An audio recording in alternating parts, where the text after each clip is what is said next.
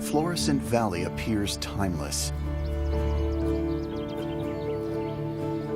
Life suited to a cool, temperate climate flourishes here. But the world around us is constantly changing. Mountains rise and erode away.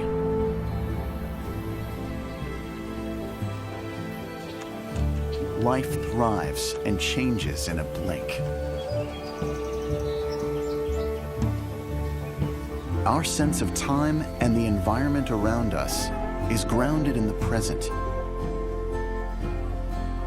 But our planet, its climate, and its communities of life have been changing for millions of years.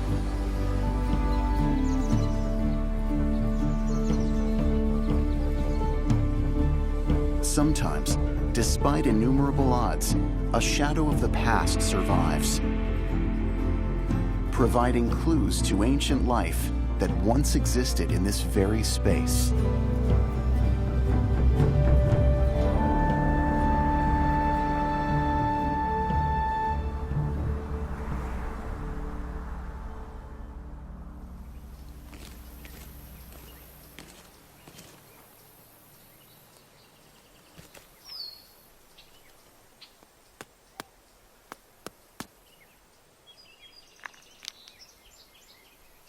The geology, fossils, and human stories of Florissant Fossil Beds National Monument are part of a common geologic heritage.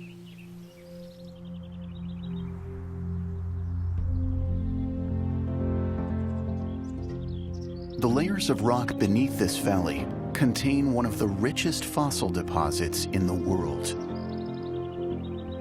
They hold clues of unexpected environments and life that existed here during a time called the late Eocene. Dinosaurs were extinct, and it was now the age of mammals.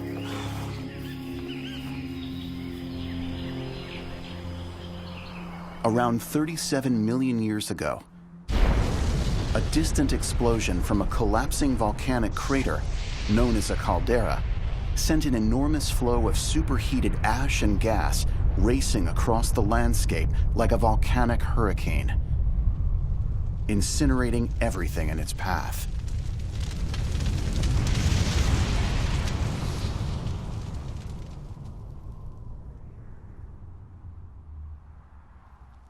Slowly, life regained a foothold by 34 to 35 million years ago, as new powerful volcanoes loomed over the Florissant Valley.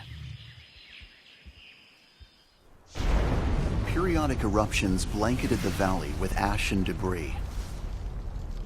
Rainfall saturated the loose debris on the slopes of the volcano, creating a massive, fast-moving mud flow called a lahar. It was miles long and roughly 15 feet tall when it reached the Florissant Valley.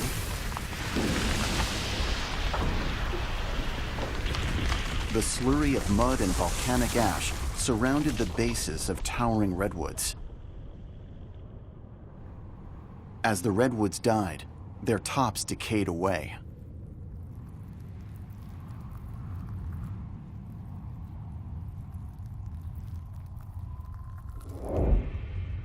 Groundwater, rich in dissolved silica from volcanic ash, gradually seeped into the wood, depositing minerals and petrifying it over time.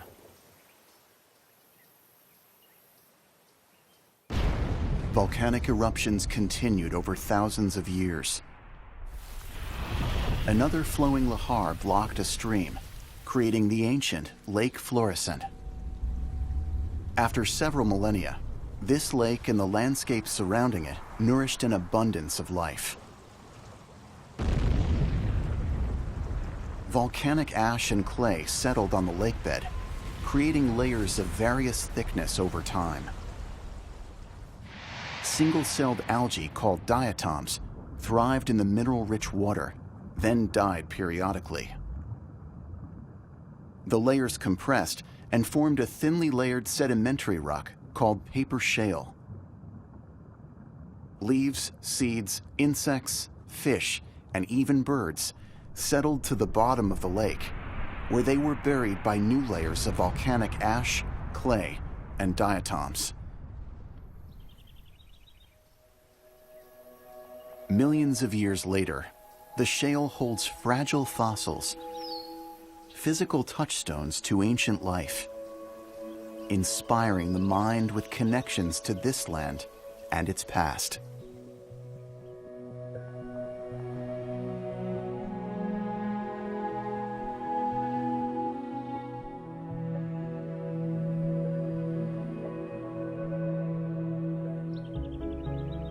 Shadows of ancient human history can also be found here, part of the shared geologic heritage at Florissant. The Ute, Hickory Apache, and other tribes consider the area part of their ancestral lands. Tribal members still have a strong connection to this area.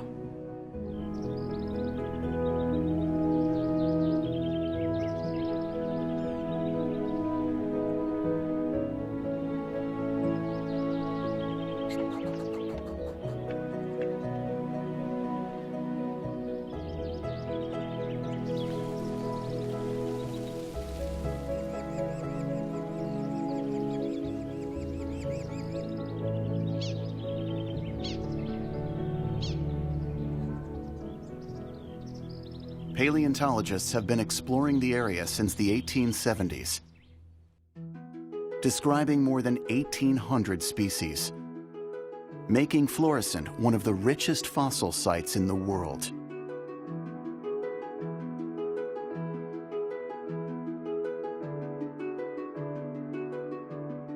Samuel Scudder conducted an excavation in the Florissant area in 1877, identifying roughly 600 species.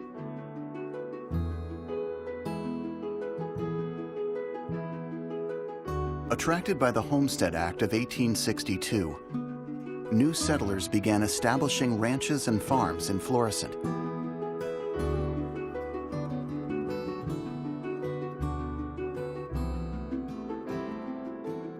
Charlotte Hill collected hundreds of important fossil specimens that she provided to scientists while homesteading and raising 6 children.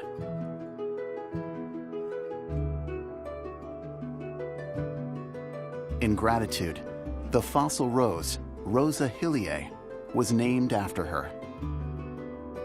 Charlotte Hill collected one of the most remarkable fossil butterflies ever found, Prodryas persephone, commonly known as a brush-footed butterfly. Other brush-footed butterflies live in the Florissant ecosystem today. Hundreds of new species of fossil plants, insects, spiders, and vertebrates were described as a result of Hill's work with scientists. The sheer number of fossils on the site made an impression on paleontologists like Theo Cockerell, who arrived in 1906. There has accumulated an almost embarrassing amount of material, and many remarkable things have been discovered. Florissant fossils were sent to museums around the world, and the site became famous. Tourists arrived, eager to see the giant petrified stumps and to collect fossils as souvenirs. Dynamite was used to better expose the petrified stumps. An attempt was even made to saw the big stump into pieces to ship to the 1893 World's Fair in Chicago. Broken saw blades from the effort still remain. Colorado Midland Railway allowed passengers to disembark at Florissant and collect fossils. By the 1920s, tourists were beckoned by commercial sites and a dude ranch with a fireplace made from petrified wood. Now, at one time, there were big petrified stumps and logs lying on the ground all around the countryside. But they've mostly been sold or stolen away. Paleobotanist Harry McGinnity began studying Florissant's fossils in the 1930s. He saw the Florissant fossil area as key to understanding the story of life's past. But years of uncontrolled collecting had led to the increasing disappearance of the fossils. Scientific and local communities began to call for conservation of the fossil beds. In 1969, land containing fossils at Florissant was targeted for housing development. The fossils and their clues to ancient life could be lost forever.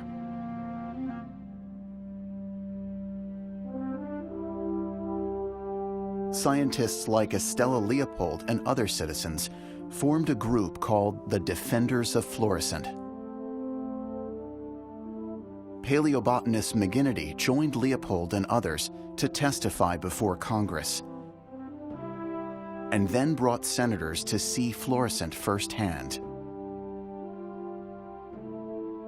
The land is not of particularly great value for housing or agriculture, but as a page of Earth's history, it is priceless. How can man evaluate his planetary environment and visualize his historic place in it if he does not keep and cherish a few touchstones with the past? In a landmark environmental case, a legal team went to court to stop the imminent destruction of Florissant's fossils and their record of ancient life. To sacrifice this 34-million-year-old record for 30-year mortgages and basements is like wrapping fish with the Dead Sea Scrolls. On August 20th, 1969, national monument status was granted to Florissant fossil beds, safeguarding its geologic heritage for the world.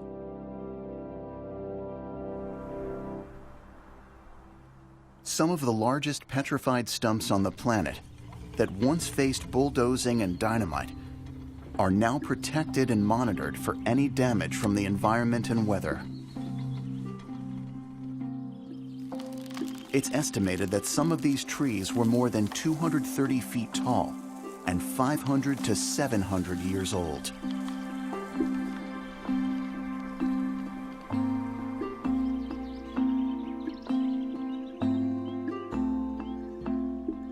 Florissant has the only known petrified redwood trio, interconnected trunks growing as one plant.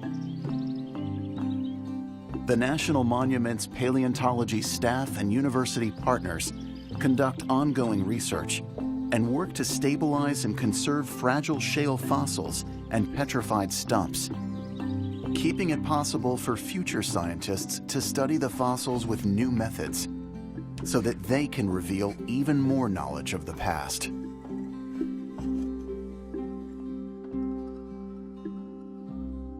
Countless fossils are only visible under a microscope.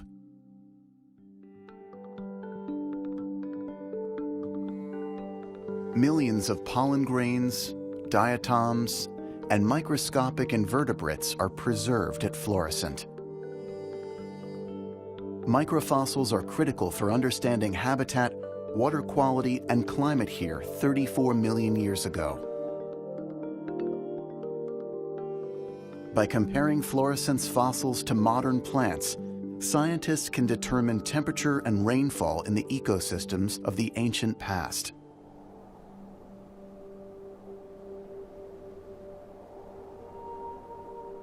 Right after the end of the warm Eocene, there was a huge drop in global temperature. The Florissant climate changed abruptly to a cooler temperate climate. Plants native to the warmer climate either adapted, became extinct, or dispersed to warmer regions. Fossils reveal to scientists how plants and animals responded to climate change in the past. Modern relatives of the golden rain tree are native only to China, Taiwan, and Fiji. Yet they once existed at Florissant millions of years ago. The two most common plant fossils at Florissant are extinct members of the elm and beech families. Fossils of more than 30 species of vertebrates have been found. The largest vertebrates were brontotheres, giants weighing 2 tons and standing 8 feet tall. Fish skeletons and mammal teeth are the most abundant.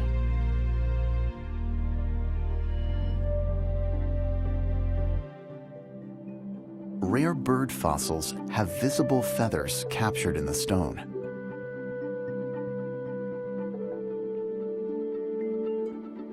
Florissant is especially noted for its delicate insect and spider fossils.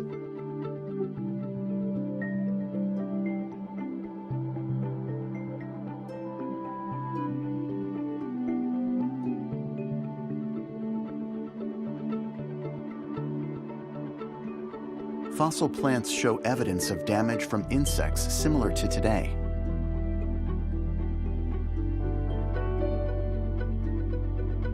Delicate fossil butterflies and moths are very rare. Florissant has more species of these, perhaps, than any other site in the world. This extremely rare tsetse fly is evidence of a different climate that once existed in Florissant. The tsetse fly now lives only in tropical Africa.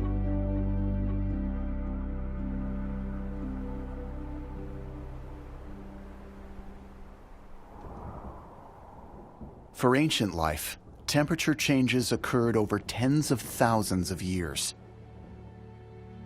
Some life became extinct. Some adapted to the changing climate and environment. And some dispersed to other places where the climate was more favorable. Climate change is happening today at a much more rapid rate.